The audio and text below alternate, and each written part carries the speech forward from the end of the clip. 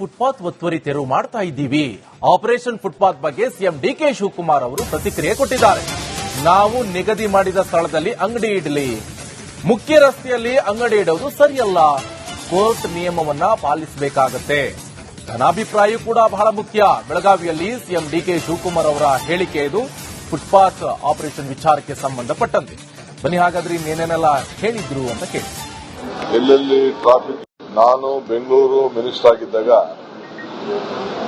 ಎಲ್ಲ ಶಾಸಕರನ್ನೆಲ್ಲ ಕರೆಸಿದ್ದೆ. BJP, Janata Dal, Congress party ಎಲ್ಲ ಶಾಸಕರನ್ನೆಲ್ಲ ಕರೆಸಿದ್ದೆ. ಕರೆಸಿ ಬೀದಿ ವ್ಯಾಪಾರಿಗಳ ಬಗ್ಗೆ ಚರ್ಚೆ ಮಾಡಿದ್ದು. ಎಲ್ಲರ ಅಭಿಪ್ರಾಯ ಒಗ್ಗಟ್ಟಿನಿಂದ ಬೀದಿ ವ್ಯಾಪಾರಿಗಳನ್ನೆಲ್ಲ ಎಲ್ಲೆಲ್ಲಿ ಟ್ರಾಫಿಕ್ಗೆ ತೊಂದರೆ ಆಗ್ತಾ ಇದೆ ಅವನ್ನೆಲ್ಲ ತೆರವುಗೊಳಿಸಬೇಕು ಅನ್ನೋದು ಎಲ್ಲ ಒಟ್ಟ ಅಭಿಪ್ರಾಯ ಆಗಿತ್ತು. ಮೂರು ಪಕ್ಷದವ್ರದ್ದು ಅಭಿಪ್ರಾಯ ಆಗಿತ್ತು. ಆ ಪ್ರಕಾರ ಕೆಲಸ ನಡೀತಾ ಇದೆ. ಆದ್ರೆ ಅವರಿಗೆ ಸೈಡಲ್ಲಿ ಹಾಕೊಳ್ಳಿ ಅಂತ ಹೇಳಿದೀವಿ. ಆಮೇಲೆ ಸುಮಾರು 60,000 ಜನ ನಾವೊಂದು ಸರ್ವೆ ಮಾಡಿಸಿದ್ದೆ.